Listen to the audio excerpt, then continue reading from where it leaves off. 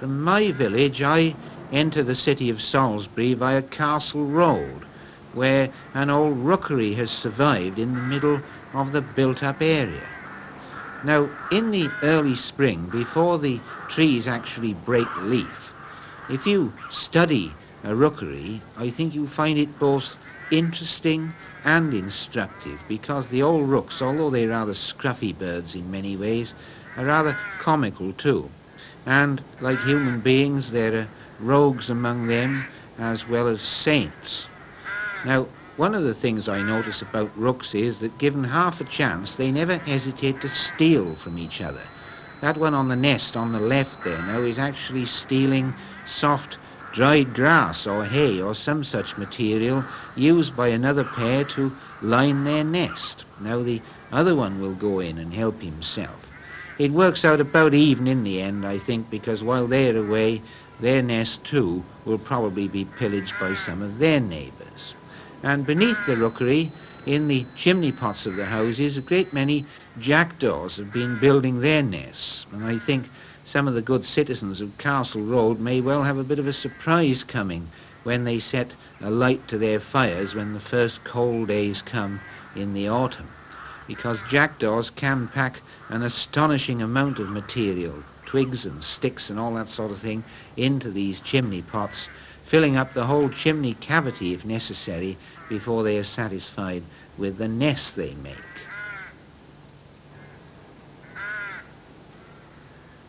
What a beak that old rook has got on him.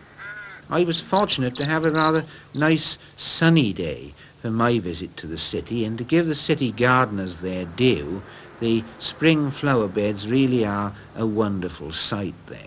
I'd like to take this opportunity of paying a personal tribute to them.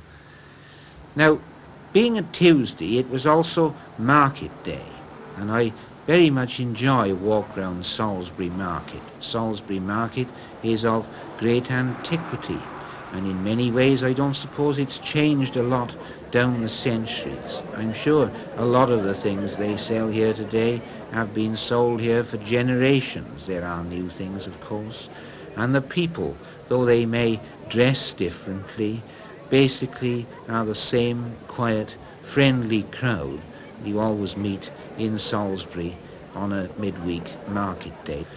One of the things I look forward to when I visit the market in Salisbury is a dish of cockles, because living 40-odd miles from the sea, I don't often get an opportunity to eat fresh cockles, and what a wonderfully good 4 worth it is when you consider that people have had to go to the shore, dig for the cockles, collect them, scrub them, boil them, shell them, serve them up with pepper and vinegar.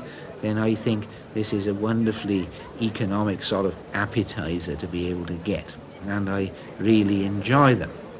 By the Long Bridge, which is a favourite observation post of mine, it's quite astonishing the variety of bird life that you can see at this wonderful viewpoint.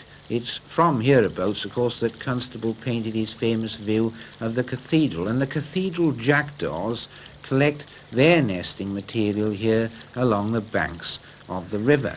And this is a favourite place too with the black-headed gulls, some of them possibly non-breeding birds this year, because on the shallows they are able to find the fish which they like to hunt at this time of the year. And in the heat haze, out in the water meadow there near the cathedral, was a common gull, which despite its name is in fact the least common of the gulls which visit us here in the city of Salisbury. And already the redshank are beginning to come inland. In the winter, if you remember, we used to see them about the estuaries and mudflats and the shoreline. But in the spring, they come using the river valleys as migration routes to nest with us in the water meadows in our county of Wiltshire. Greenfinch up there in the tree, cree, keeps crying. That's the typical spring call of the greenfinch. The note of the redshank, decidedly mournful, something terribly sad about it, I think. And from the Long Bridge, a last look now at the activity in the water that afternoon, dominated by the spawning grayling, which, although relatives of the salmon and trout, Unlike those fish which spawn in winter, the graylings spawn in April at the same time as many coarse fish. Beautiful thing to watch.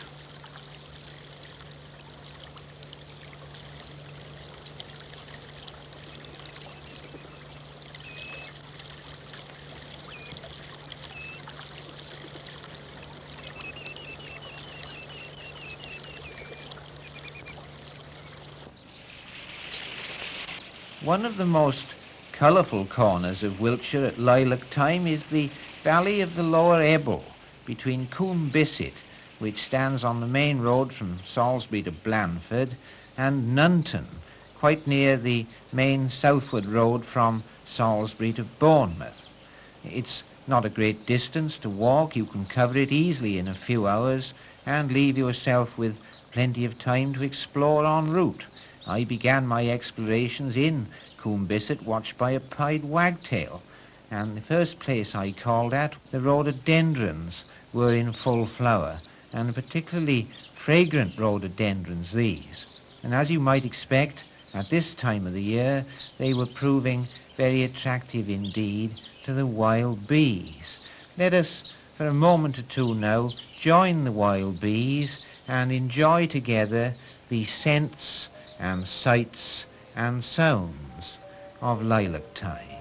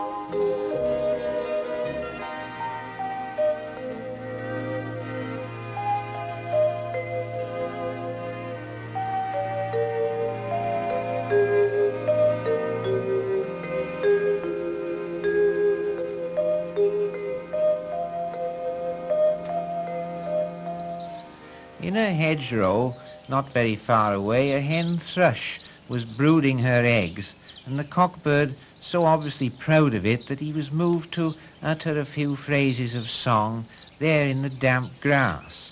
There'd been a bit of a shower early in the morning, but I think at this time of the year the wild green earth smells all the fresher for it, and so too do the flowers, and in the warm sunshine the bluebells will soon dry their tears.